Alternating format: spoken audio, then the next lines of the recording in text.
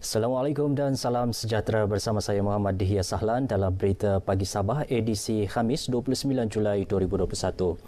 Baik, berita dimulakan dengan perkembangan semasa COVID-19 di negeri ini. Sebanyak 30 lokaliti di 10 daerah dikenakan Perintah Kawalan Pergerakan diperketat PKPD berkuat kuasa esok hingga 12 Ogos. Setakat semalam, sebanyak 100 PKPD aktif di seluruh Sabah. Berdasarkan kenyataan Menteri Kerajaan Tempatan dan Perumahan Sabah, Datuk Seri Panglima Masidi Manjun, 11 dari lokaliti PKPD baharu itu terletak di daerah Tuaran, 4 di Sandakan, masing-masing 3 di Penampang dan Tawau, masing-masing 2 di Kinabatangan, Tenem dan Putatan, manakala selebihnya di Kota Marudu, Kudat dan Papar. Manakala satu lagi lokaliti di Penampang iaitu Country Heights Fasa 2 dan Fasa 3 termasuk bangunan kedai dikenakan PKPD bermula esok hingga 11 Ogos. Sementara itu, PKPD di Blok Angsana dan Blok Sumboi-Sumboi Kampung Seberang Benoni Papar yang sepatutnya tamat esok dilanjutkan hingga 12 Ogos. PKPD di Kampung Lubak, Beaufort pula ditamatkan lebih awal berkuat kuasa semalam manakala PKPD di 3 lokaliti ditamatkan mengikut jadual bermula hari ini. Ia melibatkan Blok 2, 6 dan 9 PPR Taman Mesra Sandakan, Kampung Melamam Sipitang dan Kampung Landung Ayang Kudat. Dalam pada itu, sebanyak 913 kes baharu, 9 kematian dan 3 kluster baharu direkodkan di Sabah semalam. Ia menjadikan jumlah kumulatif kes kini 81,844. Bilangan pesakit sembuh pula meningkat kepada 75,264 orang dengan pertambahan 527 pesakit sembuh semalam. Seramai 3,608 orang pula sedang menerima rawatan iaitu 726 orang di hospital, 2,821 orang di pusat kuarantin dan rawatan berisiko rendah PKRC awam dan selebihnya di pusat tahanan sementara atau penjara. Sejumlah 80 pesakit dirawat di unit rawatan rapi, 19 daripada mereka memerlukan alat bantuan pernafasan. Dalam kenyataan media sama, Datuk Masidi turut memperincikan 3 kluster baharu yang dilaporkan di daerah Keningau. Semalam, ia terdiri kluster Bayangan, kluster Bariawa Laut dan kluster Minawa. Baita. Menurut Datuk Masidi, kluster Bayangan melibatkan penularan COVID-19 dalam komuniti di Mukim Bingkor dan Luagan. Ia disyaki berpunca daripada perkumpulan keluarga dari luar daerah. Kes indeks merupakan seorang lelaki berusia 38 tahun yang dikesan melalui saringan bergejala di Hospital Keningau 25 Julai lalu. Setakat ini, kluster Bayangan merekodkan jumlah kumulatif 21 kes positif. Manakala kes indeks bagi kluster Bariawa Laut pula merupakan wanita 36 tahun yang disahkan positif COVID-19 menerusi saringan bergejala pada 25 Julai. Kluster ini dipercayai berpunca daripada perkumpulan keluarga daripada Mukim Patikang dan Kali dengan 13 kes positif COVID-19. Sementara itu, kluster Menawa Baitah yang dikategori sebagai kluster komuniti dan tempat kerja pula turut menular di Mukim Seberang, Lingkudau dan Luangan dalam daerah Keningau dan Tambunan. Penularan dipercayai berpunca daripada pergaulan dalam keluarga yang akhirnya tersebar kepada rakan-rakan. Kes indeks merupakan seorang lelaki 27 tahun dikesan positif hasil saringan di tempat kerja 26 Julai lalu. Setakat semalam, kluster ini mencatatkan 16 kes. Dalam pada itu, sebanyak 56 kompaun dikeluarkan di seluruh Sabah kerana pelanggaran SOP COVID-19 semalam. Antara kesalahan yang dikompaun termasuk tidak memakai pelitup muka, individu gagal mendaftar masuk permis, membawa penumpang berlebihan, keluar rumah tanpa alasan munasabah dan keluar masuk kawasan PKPD.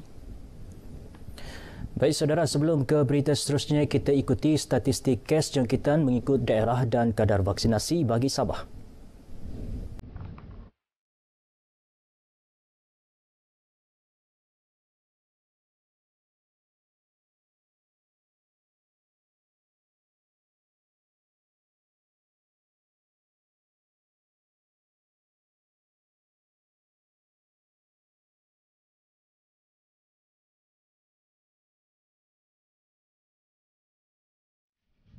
Ya, penggunaan media sosial untuk berkongsi momen selepas mendapat suntikan vaksin COVID-19 ternyata menjadi trend masa kini. Malah foto booth yang disediakan di setiap pusat pemberian vaksin PPV secara tidak langsung menggalakkan orang ramai tampil menjayakan program imunisasi COVID-19 kebangsaan PICK. Kru berita RTM berkesempatan meninjau suasana di ruang gambar yang disediakan PPV KDCA Penampang. Menurut penolong penyelaras PPV KDCA Penampang, ruang untuk bergambar ini merupakan kemudahan bagi penerima vaksin untuk mengabadikan kenangan masing-masing. Justru kebersihan ruangan ini amat dititik berat bagi memastikan ia sentiasa selamat digunakan. Pada masa sama, setiap pengunjung perlu mematuhi prosedur operasi standard SOP yang ditetapkan. Bila kita tengok trend sekarang ini, kebanyakan tidak kira muda ataupun tua semua menggunakan media sosial. Ia adalah satu kenangan lah bagi mereka dan juga pemberi semangat. Ini adalah inisiatif KDCA sendiri, kami di KDCA, supaya semua dapat mengabadikan kenangan. Kemudahan ini ternyata disambut baik penerima vaksin yang turut berkongsi rasa gembira kerana berpeluang merakam kenangan selepas menerima suntikan vaksin. Kita jaga kita dengan SOP yang baik supaya kita semua dilindungi dan dielakkan daripada jangkitan kuman. Rakaman gambar ini dibuat untuk supaya jadi kenangan seumur hidup saya sebab hari ini hari jadi saya. Saya mau kasih tengok orang yang saya sudah vaksin dan vaksin ini selamat untuk semua orang lah. Yang mengandung kah, yang orang tua kah, remaja yang layak dapat vaksin, jangan takut.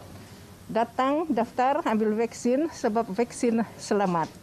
Terima kasih kepada Pusat Pemberian Vaksin KDCA sebab menyediakan tempat untuk bergambar lah. Sekurang-kurangnya ada untuk kenang-kenangan. Kepada siapa yang mendapatkan vaksin boleh bergambar di sinilah sebelum balik. Penyediaan foto booth ni baguslah sebab dia memberikan macam semangat kepada orang yang kongsi dalam Facebook semua. Jadi kawan-kawan orang penampak, jadi orang akan look forward untuk mengingatkan mereka yang mereka pun mau buat macam gitu. Jadi memberi kesedaran lah kepada kawan-kawan kita di media sosial. PPV KDCA Penampang memberikan 600 dos suntikan vaksin sehari dan berupaya ditingkatkan sehingga 1,500 dos sehari bergantung kepada keperluan semasa. Cadangan pembinaan sebuah hospital di kawasan Dewan Undangan Negeri Dun Tunku merupakan antara usaha memastikan penduduk kawasan sekitar mendapat perkhidmatan kesihatan terbaik. Ia seiring arus pembangunan negeri serta pertambahan penduduk yang kini melebihi 100,000 orang. Ketua Bahagian Parti Pribumi Bersatu Malaysia Bersatu Lahad Datuk Abdul Hakim Gulam Hassan berkata, klinik kesihatan tidak lagi mampu menampung keperluan penduduk. Manakala hospital Lahad Datuk pula terletak kira-kira 70 km dari kawasan ini. Kita mohon kepada kerajaan supaya dapat mempertimbangkan untuk membina hospital baru bagi kawasan Dun Tunku. Yang mana kita sedia maklum kepadatan penduduk yang mana di daerah di Dun Tunku ini melebihi 100,000 penduduk dan jarak terlalu jauh untuk turun ke bandar. Abdul Hakim berkata demikian kepada pemberita RTM selepas melakukan lawatan ke Pusat Pemberian Vaksin PPV Klinik Kesihatan Tunku. Beliau turut menyampaikan sumbangan air mineral untuk kegunaan petugas kesihatan dan sukarelawan yang bertugas di PPV ini. Baik, situasi semasa wabak denggi di Sabah, 2 kes baru direkodkan di daerah Kota Kinabalu semalam menjadikan jumlah kumulatif wabak bawaan nyamuk Aedes itu kini 991 kes. Berdasarkan infografik Jabatan Kesihatan Negeri Sabah, Kota Kinabalu kekal mencatatkan jumlah kumulatif kes denggi tertinggi iaitu 269 kes, diikuti Tawau 198, Lahad Datu 102, Semporna 91 dan Sandakan 62. Terdapat 2 wabak aktif dikesan di 2 lokaliti iaitu masing-masing satu di daerah Tenem dan Semporna.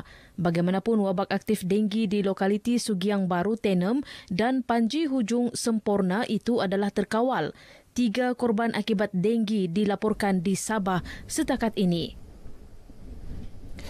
3 atlet kurang upaya dari Sabah yang berjaya menyertai kontijen negara ke Sukan Paralimpik Tokyo yang berlangsung 24 Ogos hingga 5 September 2021 berangkat ke ibu negara.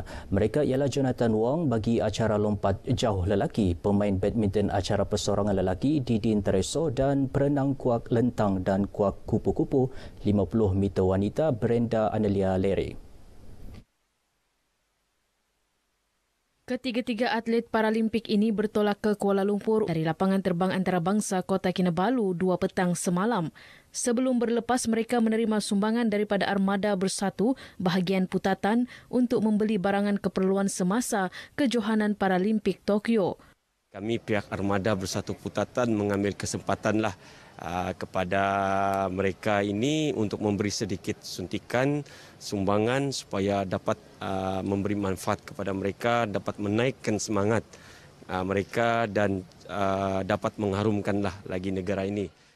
Muhammad Iskuzawan berharap atlet Paralimpik Sabah mampu mengharumkan kontingen negara menerusi acara masing-masing. Sementara itu, atlet terlibat yang ditemui RTM melahirkan komitmen untuk melakukan yang terbaik di Tokyo nanti. Sekiranya ditakdirkan ataupun dapat pingat medal, nanti itu akan saya jadikan sebagai suntikan motivasi kepada semua insan yang seumpama dengan kami yang mempunyai fizikal yang istimewa ini, supaya menjadi pembakar semangat kepada mereka apabila kami membawa pulang medal di negeri Sabah ini nanti.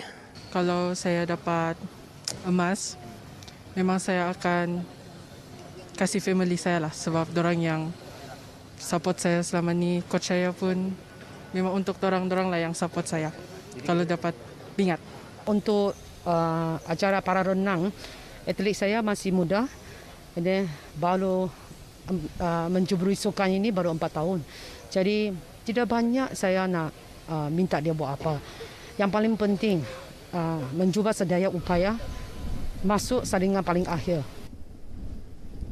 Baik saudara, sekian dahulu berita pagi Sabah kali ini. Tepati janji temu vaksinasi anda. Lindung diri, lindung semua. Saya Muhammad Dihya Sahlan. Assalamualaikum dan salam hormat.